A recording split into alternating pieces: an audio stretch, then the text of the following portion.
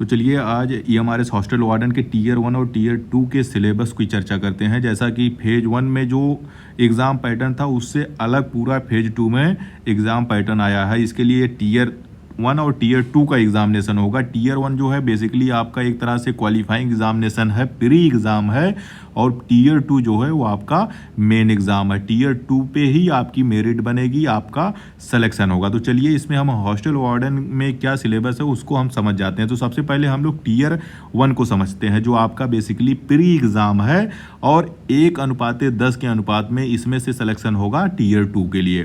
तो मतलब एक सीट के लिए 10 लोगों का सिलेक्शन होगा टीयर 2 के लिए। तो टीयर 1 आपका क्वालिफाइंग है, ये मेरिट में इसके नंबर आपको नहीं जुड़ेंगे, लेकिन आप जो है टीयर 2 में तभी क्वालिफाई होंगे जब इसमें आप पास हो जाएंगे।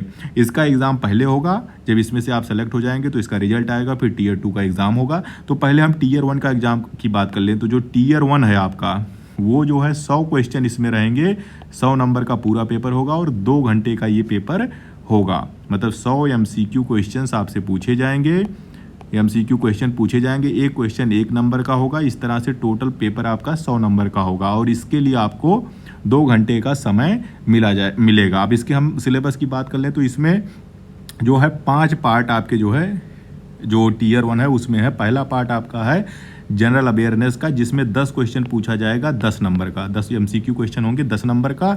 अब इस जनरल अवेयरनेस में जनरल नॉलेज होगा और करंट अफेयर्स के क्वेश्चन रहेंगे। अब जनरल नॉलेज में आपका सब कुछ आएगा, इसमें इन्होंने कुछ अलग से नहीं लिखा है, सिर्फ जनरल नॉलेज लिख दिया है। तो जनरल नॉलेज का मतलब उसमें हिस्ट्री, ज्योग्राफी, भूगोल सब कुछ इसमें आपका आता है। फिर करंट अफेयर्स आपका अलग से 5-2-4 क्वेश्चन करंट अफेयर्स से भी रहेंगे। दूसरा पार्ट है रीजनिंग एबिलिटी का। रीजनिंग एबिलिटी के 15 क्वेश्चन रहेंगे, 15 नंबर का रीजनिंग आएगा। रीजनिंग में आपसे पजल्स पूछा जाएगा, सिटिंग अरेंजमेंट रहेगा, डाटा सफिशिएंसी रहेगा, स्टेटमेंट बेस्ड क्वेश्चन रहेंगे यानी वर्बल रीजनिंग रहेगी, इनइक्वालिटी रहेगी, ब्लड रिलेशंस रहेगा, सीक्वेंस एंड सीरीज रहेगा, डायरेक्शन रहेगा, असर्शन एंड रीजन रहेगा और वेन डायग्राम रहेगा। ये आपके रीजनिंग एबिलिटी का सिलेबस है। तीसरा पार्ट इसका हो गया आईसीटी यानी कंप्यूटर का। कंप्यूटर के 15 क्वेश्चन रहेंगे, 15 नंबर का आपका कंप्यूटर रहेगा। आपको कंप्यूटर में अच्छा करना पड़ेगा, जनरल अवेयरनेस में अच्छा करना पड़ेगा, रीजनिंग में अच्छी करनी पड़ेगी, लैंग्वेज में अच्छी करनी पड़ेगी, तब जाके आपका काम बनेगा। अब आईसीटी में क्या है, fundamentals of computer system. Computer system के बारे में बेसिक जानकारी आपकी होनी चाहिए। फिर basics of computer operating system, जितने ऑपरेटिंग सिस्टम हैं एंड्रॉयड से लेके आपको जो MS ऑफिस है, MS है माइक्रोसॉफ्ट का, वो सब आपको पूरा पढ़ना पड़ेगा। फिर इसमें MS ऑफिस है, कीबोर्ड शॉर्टकट्स हैं, उनके यूजेस क्या हैं, जैसे कंट्रोल C से क्या होता है, कंट्रोल B से क्या हो सकता है, ये पूरा आपको पढ़ना है। फिर कंप्यूटर, इंपॉर्टेंट कंप्यूटर टर्म्स आपको पढ़ने हैं, जो शब्दावली है कंप्यूटर के उसको पढ़ना है, एब्रीविएशन से पढ़ना है, मतलब संक्षिप्त शब्द जो होते हैं उनकी पूरी मीनिंग आपको याद करनी पड़ेगी। और फिर कंप्यूटर नेटवर्क्स के बारे में आपको जानना पड़ेगा, लैन क्या है, बैन क्या है, मैन क्या है, ये सारी चीज़ें इसमें आती हैं। फिर साइबर सिक्योरिटी आ जाता है, साइबर सिक्योरिटी में ही इंटरनेट है, तो मतलब एक जो भी चीज़ें हैं इंटरनेट पे उसके बारे में सब कुछ आपको आना चाहिए। ये आपका आईसीटी में आएगा और आईसीटी जो है 15 नंबर का होगा, 15 क्वेश्चन इसमें रहेंगी। अब पार्ट 4 की बात कर लेते हैं। ये पहली बार जो है क्वांटिटेटिव एप्टीट्यूड यानी मैथ जो है इसको जो है लाया गया है हॉस्टल वार्डन में। पिछले वाले एग्जाम में क्वांटिटेटिव एप्टीट्यूड नहीं था, लेकिन इस बार 30 नंबर का क्वांटिटेटिव एप्टीट्यूड्स है। जो लोग एसएससी की तैयारी कर रहे हैं उनको ये थोड़ा सा उनके फेवर में है। रीजनिंग आपका 15 नंबर का मिल गया उनको और 30 नंबर का मैथ मिल गया, तो वो इसमें अच्छा कर ले जाएंगे। तो जो लोग अभी तक इसकी तैयारी नहीं किया, मैथ कमज़ोर है, उनको लैंग्वेज में, कंप्यूटर में, जनरल अवेयरनेस में अपना कंपनसेट करना पड़ेगा। पूरी मेहनत उसमें और ज़्यादा अच्छी करनी पड़ेगी और इन सब में आपको थोड़ा थोड़ा मेहनत करना पड़ेगा कि ताकि जो है कंपनसेट हो जाए। तो अब क्वांटिटेटिव एप्टीट्यूड में जो है रेशियो है, प्रोपोर्शन है, मतलब अनुपात समानुपात है, टाइम एंड वर्क है, समय और कार्य है, प्रॉफिट लॉस है, प्रॉब्लम्स इन एजेस यानी आयु से संबंधित जो पूछे जाते हैं, नंबर सिस्टम इसमें है, डेसिमल एंड फ्रैक्शंस है, टाइम एंड डिस्टेंस है, HFC है, LCM है, परसेंटेज है, सिंप्लीफिकेशन है, एवरेज है, सिंपल एंड कंपाउंड इंटरेस्ट है, मिक्सर्स एंड एलिगेशंस है और डाटा इंटरप्रिटेशन इसके मैथ के सिलेबस में है। पांचवा पार्ट आपका लैंग्वेज का आ जाता है। लैंग्वेज जो है इसमें आपको और अच्छा करना पड़ेगा। 30 नंबर का लैंग्वेज होगा, 30 क्वेश्चन आपसे पूछे जाएंगे। इसमें 3 पार्ट होगा, एक तो होगा जनरल इंग्लिश का, जनरल हिंदी का और तीसरा है रीजनल लैंग्वेज का। रीजनल लैंग्वेज आप अपनी सुविधा के अनुसार इनमें से कोई भी चुन सकते हैं। आप हिंदी को भी रीजनल लैंग्वेज चुन सकते हैं और इंग्लिश को भी चुन सकते हैं।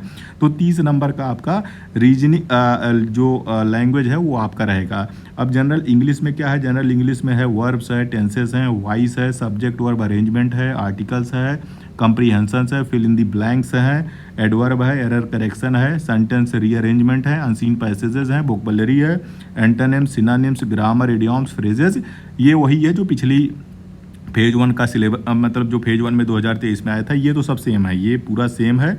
सिर्फ आपका ये ऐड हो गया इसमें क्वांटिटेटिव एप्टीट्यूड। इसकी जगह पे पिछली बार जो था वो था एडमिनिस्ट्रेटिव रीजन और पॉक्सो वाला पार्ट था। तो पॉक्सो वाला पार्ट जो है और एडमिनिस्ट्रेटिव रीजन वो टीयर 2 में चला गया है। तो ये एक चीज़ नई ऐड हो गई है। अब हम बात कर लेते हैं जनरल हिंदी में। 10 नंबर का जनरल हिंदी रहेगा जिसमें संधि, समास, विलोम शब्द, पर्यायवाची शब्द, समान अशुद्धियाँ, वाक्यांशों के लिए एक शब्द, मुहावरे, लोकोक्तियाँ और अपठित गद्यांश पर आधारित प्रश्न पूछे जाएंगे। फिर रीजनल लैंग्वेज की बात कर लें। रीजनल लैंग्वेज में जो है बेसिक ग्रामर क्वेश्चन लायक रहेगा जिसमें synonyms, antonyms, one word substitution, error detection, spelling error.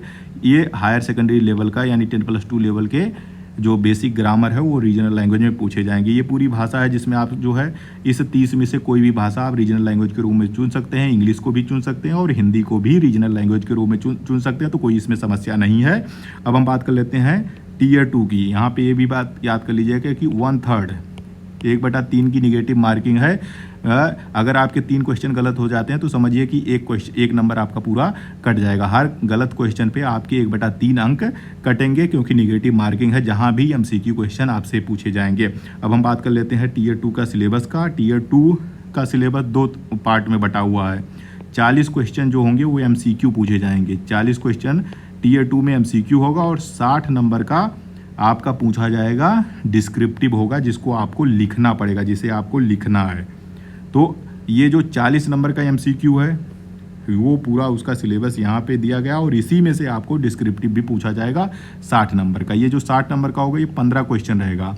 Descriptive के 15 क्वेश्चन रहेंगे, हर क्वेश्चन 4 नंबर का होगा और ये टोटल 60 नंबर का होगा। जो समय आपको उस टीयर सेकंड के लिए मिलेगा वो 3 घंटे का पूरा पेपर आपको इसमें कंप्लीट करना होगा। 3 घंटे का समय दिया जाएगा। इसमें जो सिलेबस है टीयर 2 का उसमें है नॉलेज ऑफ पॉक्सो। देखिए पॉक्सो जो है वो यहाँ से उठा के मैथ टीयर 1 से उठा के टीयर 2 में डाल दिया गया, क्योंकि पिछले एग्जाम में टीयर 2 नहीं था, सिर्फ एक ही एग्जाम हुआ था, उसी पे पूरा सिलेक्शन हुआ था।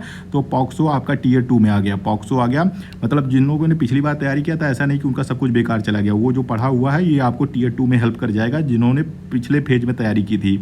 तो नॉलेज ऑफ पॉक्सो हो गया। चिल्ड्रन रिलेटेड, सेफ्टी रिलेटेड जितने एक्ट्स हैं गवर्नमेंट ऑफ इंडिया की वो रहेंगे, जिसमें provision of child marriage act यानी बाल मैरिज जो होता है उसका एक्ट एक है, ये पूछा जाएगा आपका। Prohibition of children from sexual offences act 2012, फिर protection of children from sexual offences rules 2020, child labour prohibition and regulation act 1986, the immoral traffic prevention amendment bill 2006, the commission for protection of child rights act 2005, the right of children to free and compulsory education act यानी RTI 2009 का act, the criminal law amendment act 2013, child policy, national charter for children, child motility rate, gender ratio. ये आपका पूरा इसका एकदम specific जो है आपका सिलेबस है। और इसमें दूसरा पार्ट है एडमिनिस्ट्रेटिव एप्टीट्यूड।